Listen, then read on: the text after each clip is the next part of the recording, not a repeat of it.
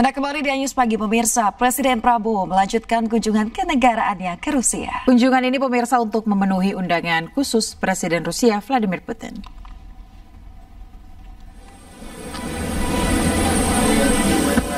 Presiden Prabowo berangkat dari Pangkalan Udara Praya Lebar Airbase, Senin malam waktu setempat. Keberangkatan Prabowo dilepas oleh Menteri Luar Negeri Singapura Vivian Balakrishnan. Dari Singapura, Presiden Prabowo berkunjung ke Rusia untuk memenuhi undangan khusus dari Presiden Rusia Vladimir Putin. Selain itu, di Rusia, Prabowo juga akan menjadi pembicara utama St. Petersburg International Economic Forum 2025. Kalau saya tidak salah, undangan itu dikirim sekitar bulan Februari kepada Pak Prabowo. Waktu itu ada dua undangan sebenarnya. Yang pertama adalah undangan menghadiri Victory Day di bulan Mei yang lalu. Kemudian yang kedua adalah undangan mengikuti St. Petersburg Economic Forum ini dengan berbagai perkembangan dan dinamika dan pertimbangan. Beliau memutuskan untuk hadir yang St. Petersburg, dan dari pihak Rusia sendiri memanfaatkan ini untuk kunjungan ke Rusia untuk memperkuat kerjasama dan kemitraan komprehensif antara Indonesia dan Rusia. Tim Liputan iNews melaporkan. Pemirsa, sebelum berangkat ke Rusia, Presiden Prabowo melakukan kunjungan kenegaraan di Singapura. Diplomasi bunga anggrek mewarnai pertemuan antara pemimpin kedua negara tersebut.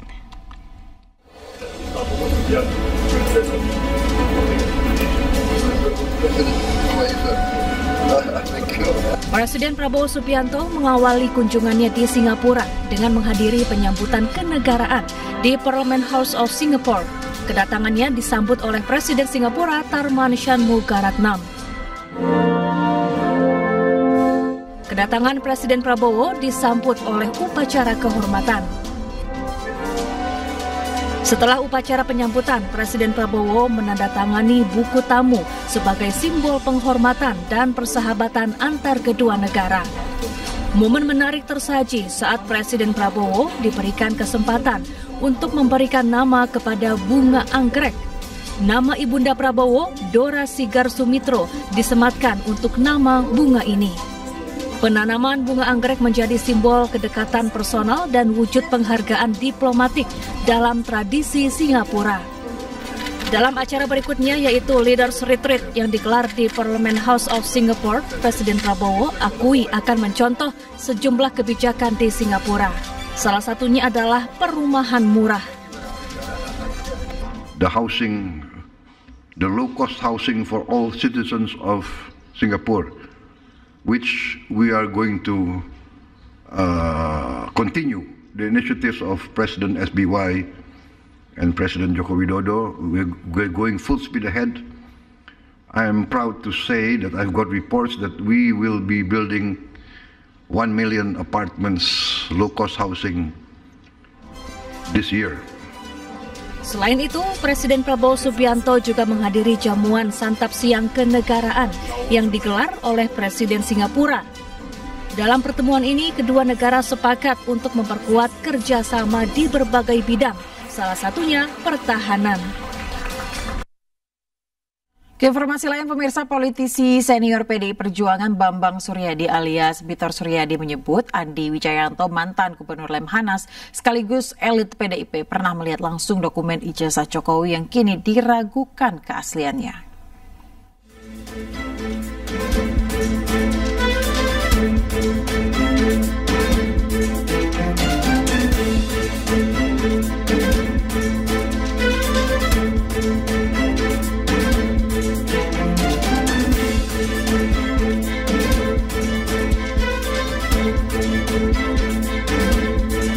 Ya, dalam keterangannya pada wartawan Jumat lalu, pemirsa, Bitor menyebut Andi melihat dokumen tersebut saat proses pencalonan Joko Widodo di Pilpres 2014. Namun dokumen itu diduga cetakan ulang tahun 2012 saat Jokowi mencalonkan diri sebagai Gubernur DKI Jakarta. Bitor bahkan mengklaim dokumen tersebut dicetak di Pasar Pramuka Salemba, Jakarta Pusat oleh tim Jokowi yang berasal dari Solo. Keterangan tersebut ditulis sejumlah media online dan dibacakan kembali pakar hukum tata negara Refli Harun. Menurut Bitor, saat persiapan pencalonan Jokowi pada Pilpres 2014, Andi Wijayanto menjadi salah satu pihak yang sempat melihat dokumen tersebut. Andi belum sadar saat itu kalau dokumen yang ia lihat adalah hasil cetakan 2012 saat Jokowi hendak maju Pilgub DKI, ungkap Bitor kepada wartawan Jumat. Lebih mengejutkan lagi, Bitor mengungkap bahwa dokumen tersebut dibuat di Pasar Pramuka, Jakarta oleh tim inti Jokowi yang dibawa langsung dari Solo. Tim tersebut terdiri dari David, Anggit, dan Widodo yang kemudian bergabung dengan kader PDIP DKI seperti Dani Iskandar, Indra, dan Yulianto. Untuk melengkapi kekurangan berkas pendaftaran Jokowi ke KPUD DKI, mereka turun ke Pasar Pojok Pramuka, ujar Bitor. Nama Widodo disebut sebagai aktor utama pembuat dokumen tersebut yang kini disebut-sebut menghilang sejak Bambang Tri, penulis buku kontroversial, membeberkan dugaan pemalsuan ijazah Jokowi ke publik. Widodo tidak bisa lagi dilacak, tapi keterangan dari Dani Iskandar sangat kuat bahwa proses pembuatan dokumen palsu itu terjadi di sana, tambah Bitor. Andi Wijayanto sendiri menurut Bitor sempat terkejut saat mengetahui foto di semua ijazah Jokowi identik dan seragam. Padahal seharusnya berbeda untuk tiap jenjang pendidikan. Andi harus berani bicara bahwa dia pernah melihat dokumen itu. Jika tidak, ini jadi beban sejarah, ujarnya tegas. Pemirsa, pakar telematika Roy Suryo mengkritik pernyataan pengacara Jokowi yang menyebut jika ijazah Presiden ke-7 ditunjukkan akan membuat chaos atau kegaduhan. Menurut Roy, pengacara Jokowi seperti aksi Sri Mulat yang lontarkan pernyataan dengan logika terbalik.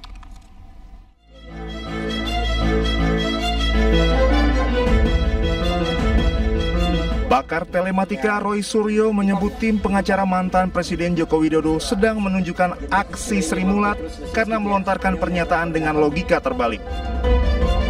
Kritikan disampaikan Roy Suryo menanggapi ucapan pengacara Jokowi yang menyebut jika ijazah Jokowi dibuka ke publik dapat menimbulkan kekacauan dan menjadi preseden buruk.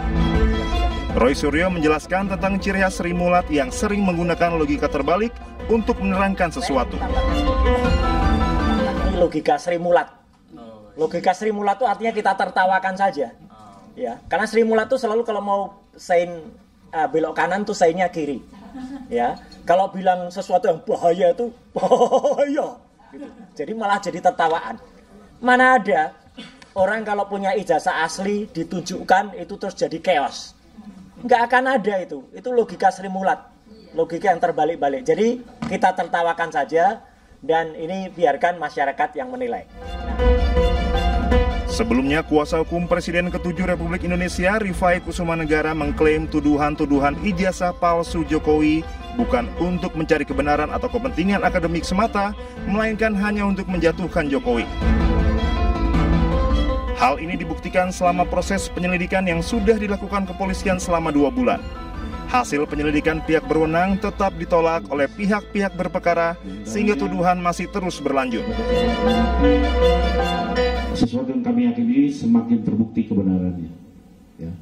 Seperti kita saksikan bersama, semua upaya hukum, proses hukum sudah dijalankan, sudah diterangkan oleh rekan Yakub, nyatanya tetap ditolak. Bahkan terakhir-terakhir ini semakin terlihat bahwa kegiatan mereka ini bukan lagi bersifat mencari kebenaran atau kegiatan akademis, karena banyak statement yang sangat terlihat bahwa ini sudah berbau politis.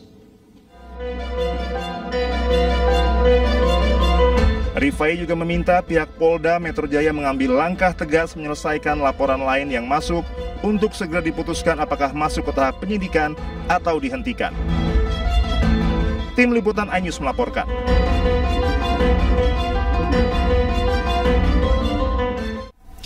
Sementara itu, pengacara Jokowi Yakub Hasibuan menilai permintaan kasus ijazah Jokowi ini naik penyidikan bentuk kriminalisasi. Menurut Yakub, kasus ijazah ini pemirsa membuat gaduh dan merugikan Joko Widodo.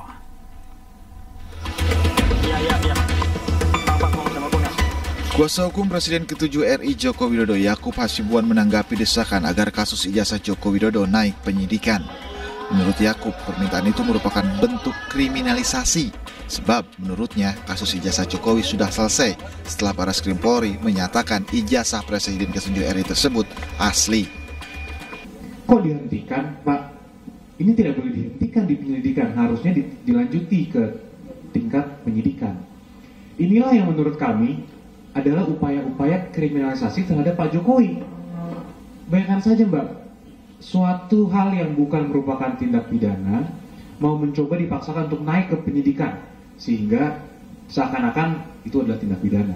Sehingga kami juga meminta pihak-pihak yang masih mencoba untuk melakukan hal ini, mengkriminalisasi klien kami untuk menghentikan hal tersebut.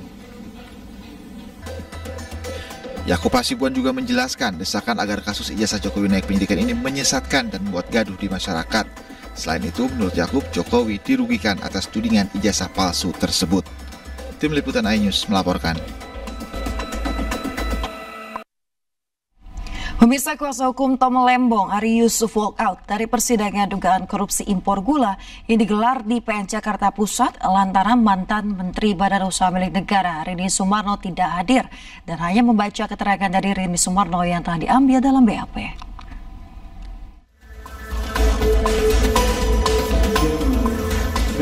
Persidangan dugaan korupsi impor gula dengan terdakwa mantan Menteri Perdagangan tahun 2015-2016, Thomas Trikasih Lembong, kembali digelar di PN Jakarta Pusat. Tetapi di tengah persidangan, kuasa hukum Tom Lembong, Ari Yusuf, walk out dari persidangan usai JPU yang dijadwalkan akan menghadirkan mantan Menteri Badan Usaha Milik Negara, Rini Sumarno, tidak dapat hadir. JPU meminta keterangan dari Rini Sumarno yang telah diambil dalam BAP harus tetap dibacakan sebelum mendengarkan keterangan ahli. Namun, kuasa hukum Tom Lembong menolak keras dan keberatan lantaran menurutnya keterangan saksi harus didengarkan secara langsung agar seimbang dan sesuai dengan pasal 185 KUHP.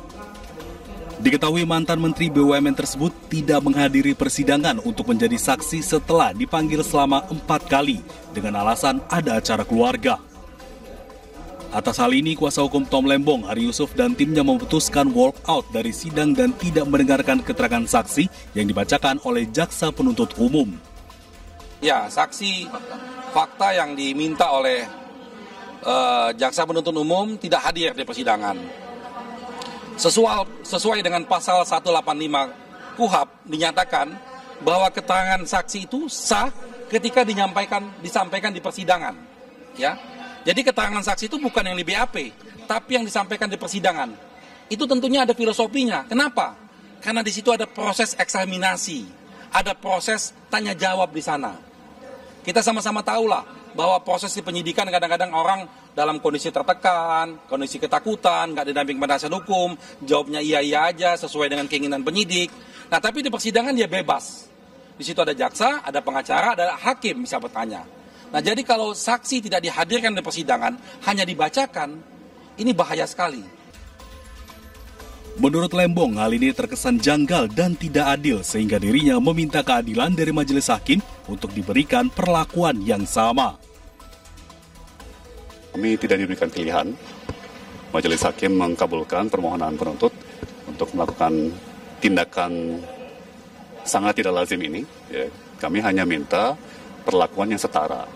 Ya, jadi kalau penuntut diperbolehkan mendatangkan kesaksian-kesaksian tertulis yang katanya disumpah, ya kan, dan katanya saksinya berhalangan dan alasan berhalangan itu sah, ya kami diberikan kesempatan yang sama.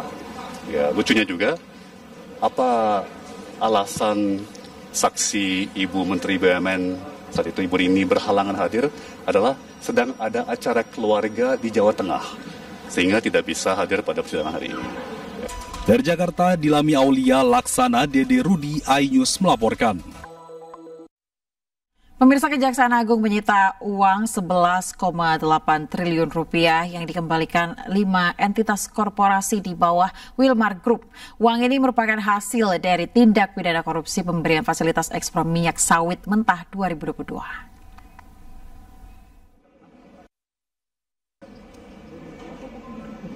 Belum. Ya.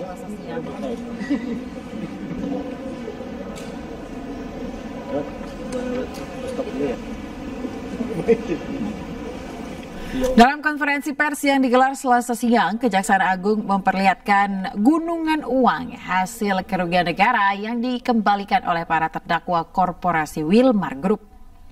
Penyitaan ini dilakukan untuk pemeriksaan tingkat kasasi dan dilakukan berdasar izin Ketua Pengadilan Negeri Jakarta Pusat.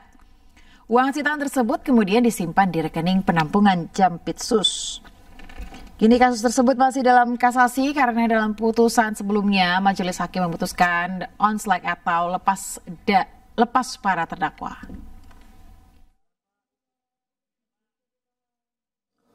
Bahwa dalam perkembangannya, kelima terdakwa korporasi tersebut beberapa saat yang lalu mengembalikan sejumlah uang kerugian negara yang ditimbulkan, total seluruhnya seperti kerugian yang telah terjadi, yaitu 11.381.802.619 rupiah. Uang tersebut sekarang kami simpan di rekening penampungan lain, di RPL Jaksa Agung Muda Tindak Pidana Khusus pada Bank Mandiri. Bahwa selanjutnya terhadap jumlah uang yang telah dikembalikan tersebut, penuntut umum telah melakukan penyitaan berdasarkan penetapan izin penyitaan dari Ketua Pengadilan Negeri Jakarta Pusat nomor 40-pit-sus-datar-TPK-2025 PN Jakarta Pusat. Penyitaan tersebut dilakukan pada tingkat penuntutan dengan mendasarkan ketentuan pasal 39 ayat 1 huruf A junto pasal 38 ayat 1 KUHP untuk kepentingan pemeriksaan di tingkat kasasi. Sementara itu pemirsa, tersangka kasus perintangan penyidikan dan penuntutan kasus ekspor CPO timah dan kasus importasi gula Marcella Santoso menyampaikan permintaan maaf karena telah membuat sejumlah konten dan juga narasi negatif terhadap institusi Kejaksaan Agung. Video permintaan maaf Marcella ditayangkan dalam konferensi pers yang digelar Kejagung Selasa siang. Dari hati saya yang paling dalam terkait dengan perkara pasal 21 kasus timah, kasus CPO, dan kasus gula, bahwa saya menyadari di dalam proses penanganan perkara ini terdapat postingan yang sebenarnya sama sekali tidak terkait dengan perkara yang ditangani. Antara lain terkait dengan isu kehidupan pribadi Bapak Jaksa Agung, isu Bapak Jampitsus, isu Bapak Dirdik, dan bahkan terdapat juga isu pemerintahan Bapak Presiden Prabowo seperti petisi RUU TNI dan juga Indonesia Gelap. Untuk itu dari hati yang paling dalam saya sampaikan penyesalan dan saya meminta maaf kepada Bapak-Bapak dan mungkin pihak lain yang terkait dan terdampak. Kementerian Hukum RI masih menunggu keputusan pengadilan Singapura terkait permohonan ekstradisi terhadap Paulus Thanos, buron kasus korupsi EKTP. Rencananya pemirsa sidang pendahuluan atau Committal Hearing ekstradisi PT akan digelar 23 hingga 25 Juni mendatang di pengadilan Singapura.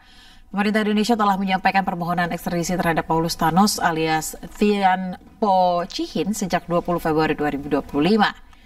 Sebelumnya, PT ditangkap CPIB Singapura pada 17 Januari lalu.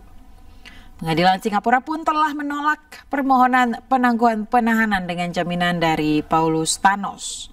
Menteri Hukum RI Supratman menyambut positif keputusan itu karena membuktikan komitmen Singapura menjalankan perjanjian ekstradisi dengan Indonesia.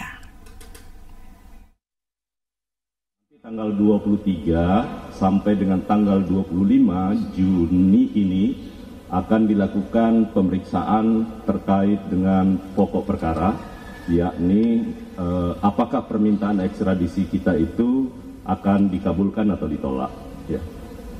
Setelah itu, ini prosesnya masih panjang, teman-teman semua, karena setelah keputusan kalau ternyata nanti dinyatakan permohonan ekstradisi kita diterima, masing-masing pihak, baik kita sebagai pemohon maupun yang bersangkutan masih memungkinkan untuk mengajukan upaya banding sekali, dan karena itu kita tunggu ya.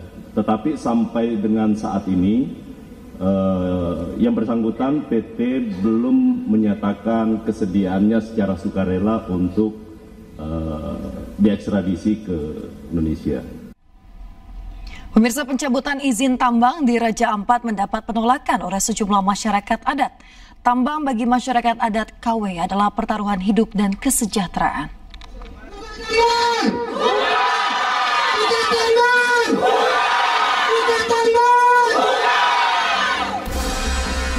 Pencabutan izin tambang mendapat berbagai respon.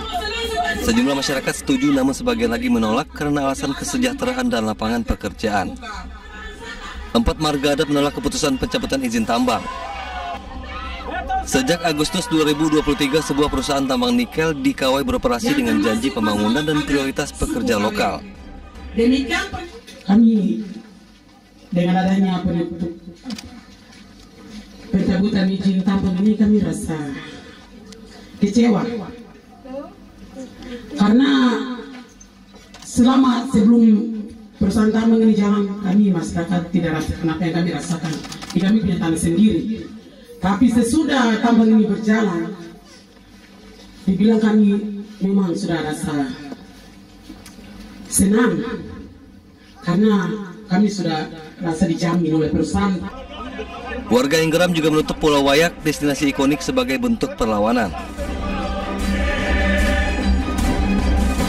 Di antara gugusan Raja Ampat yang dipuja karena lautnya, Pulau Kawai menyimpan sebuah konflik yang tak terdengar. Bukan karena kerusakan, tapi karena harapan yang diregulasi. Sebelumnya pada 10 Juni 2025, pemerintah mencabut 4 izin usaha tambang nikel di Kabupaten Raja Ampat, usai ditemukan pelanggaran lingkungan dan juga masuk ke dalam kawasan geopark. Pemerintah telah mencabut 4 IUP di Raja Ampat. Jadi ditanya apa alasannya? Alasannya adalah pertama memang secara lingkungan, yang kedua adalah memang secara teknis setelah kami melihat ini sebagian masuk di kawasan geopark. Pemerintah daerah pun berjanji meninjau ulang pencabutan izin dan mendengarkan semua pihak demi kesejahteraan masyarakat Raja Ampat. Masyarakat adat dan karyawan berharap pemerintah dapat bijak dalam mengambil keputusan, mengingat seluruh karyawan di sini membutuhkan lapangan pekerjaan dan masyarakat adat di sini mendapat dampak positif daripada kehadiran perusahaan PT KW Sejahtera Mining yang melakukan operasi penambangan di wilayah ini. Dari Pulau KW Raja Ampat, Chandri Suripati, iNews memberitakan.